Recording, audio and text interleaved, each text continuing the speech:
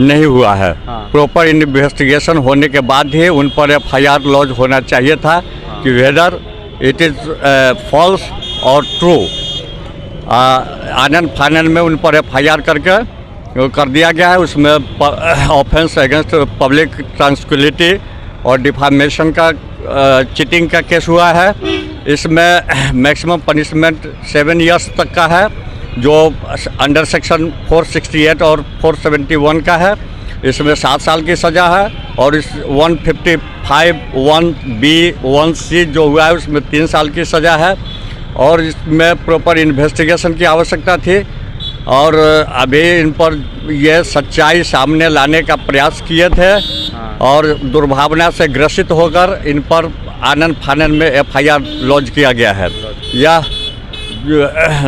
कानून के नज़र में सही नहीं है। तो मतलब जैसे इससे पहले भी मतलब वो बता रहे हैं, उन्होंने 4-5 सबूत भी पेश किया है कि इससे पहले भी अमर उजाला प्रेस है वहाँ का, इनसे 3-4 दिन पहले भी मतलब कर चुका था लॉन्च, उन लोगों पे FIR नहीं हुआ। उन पर भी प्रॉपर इन्वेस्टिगेशन होना चाहिए था। हाँ। और तब इस कंक्लूजन पर आना चाहिए था कि वो सही है या नहीं है। इन पर कोई ऐसा अपराध नहीं था कि आनंद फानन में इन पर कुर्की जब्ती की कार्रवाई करते हुए और इन पर इनकी गिरफ्तारी करने के लिए प्रशासन जो है सो हाथ धो के इनके पीछे पड़ गई।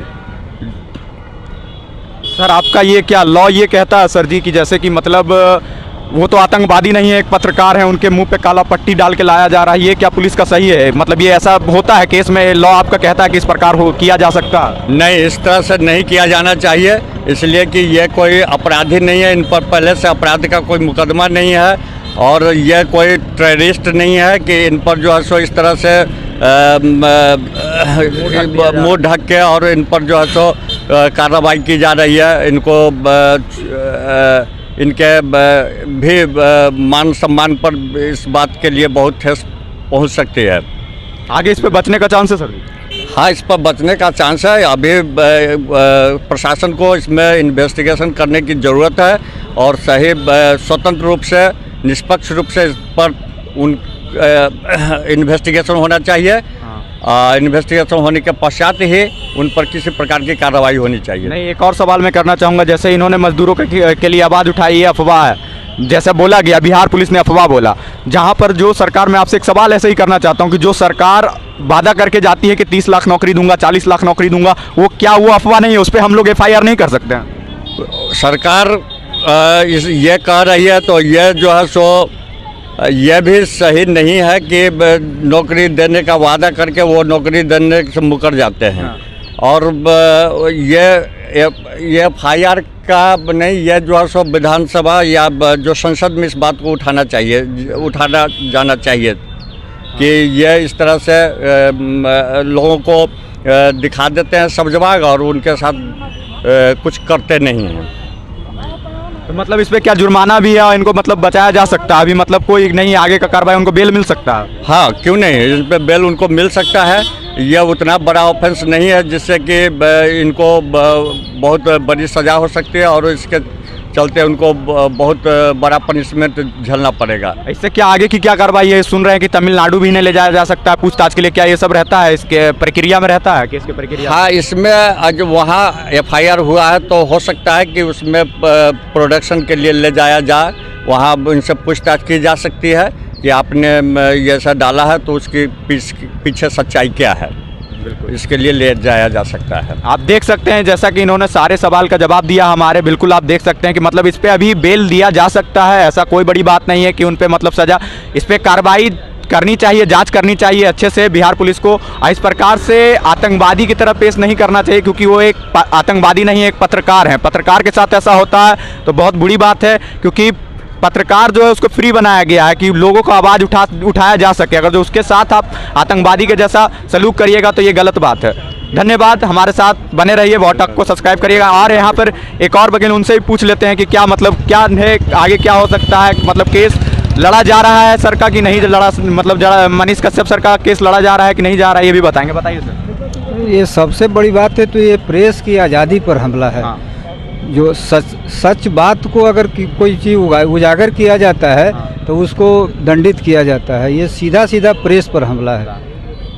मतलब प्रेस पे हमला ही है सर, बिल्कुल ऐसा माना जा सकता है। तो मतलब क्या आगे इनको बचाया जा सकता है ना? बिल्कुल बचाया जा सकता है। प्रॉपर इन्वेस्टिगेशन ही नहीं हुआ है, आनंद फानन में किसी तरह का बत्ती करके उन पर एक्शन लिया जा रहा है। हाँ बिल्कुल सर, क्योंकि बहुत सा जघन्य अपराध होता है, उसके इन्वेस्टिगेशन में महीनों दिन लग जाती है, और एक बहुत नॉमिनल अपराध में इतने दिनों में कैसे इन्वेस्टिगेशन हो गया कि नहीं वो सही में ये फॉल्स यूट्यूब पर चैनल पर ये सब अति किए। कौन सा एजेंसी जांच किया जो इतना जल्दी जांच प्रक्रिया समाप्त हो गई और उनको दंडित करने का सरकार ने एक्शन लिया? ये बिल्कुल सरासर गलत है।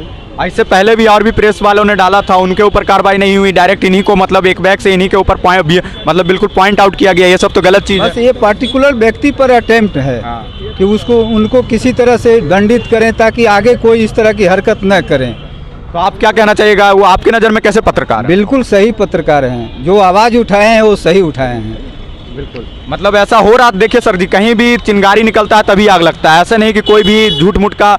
इनसे पहले भी वहाँ की ही प्रेस, अमर उजाला प्रेस बहुत अच्छा नामी है, हम लोग सुने हैं, वो भी डाल चुका है। उससे पहले भी और दैनिक जागरण डाला है, दैनिक भास्कर डाला है, बहुत सारी प्रेस डाल चुकी हैं। नहीं वो ठीक है, अगर मान ले थोड़ा देर के लिए माना जाए भी प्राइम फेसी कि वो सही है, तो इसको प्रॉपर इन्वेस्टिगेशन ना होनी चाहिए।